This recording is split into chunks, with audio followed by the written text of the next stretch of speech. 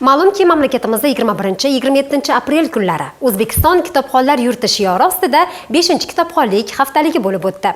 Qayd etish joizki, ushbu haftalik Qo'qon shahrida ham yuqori saviyada tashkillandi. Xususan, Qo'qon shahrida joylashgan Amiriy nomli axborot kutubxona markazida ham turli xil ma'naviy ma'rifiy tadbirlar tashkillandi. Jumladan, ushbu haftalik doirasida kutubxonaga tashrif buyurgan kitobxonlar o'rtasida "Men sevgan kitob" nomli hashtag o'tkazildi. Va ushbu hashtag natijalariga ko'ra esa birinchi o'rinni o'sha mashhur kitob, aynaganingizdek xitoylik yozuvchi Yu Xuaning Yashamoq romani egalladi. Ikkinchi o'rinni esa O'zbekiston romanchiligiga asos solgan Abdullo Qodiriyning O'tgan kunlar romani egalladi. Uchinchi o'rnimiz esa ikkita asarga, ya'ni O'tkir Hoshimovning Ikki eshik orasi asari hamda Alisher Navoiyning Xamsa asarlariga nasib etdi. To'rtinchi o'rin esa Cho'lponning Kecha va kunduz asari. Beshinchi o'rin esa Dostoyevskiyning Jinoyat va jazo asariga.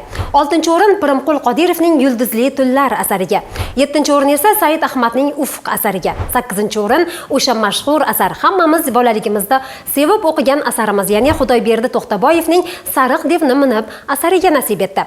9-o'rin esa O'tkir Hoshimovning Dunyoning ishlari asariga nasib etdi. 10-o'rinni esa O'zbek xalq ertaklari kitobi egalladi. Biz esa ushbu hashtagimizda faol ishtirok etgan kitobxonlarga o'z minnatdorchiligimizni izhor etamiz.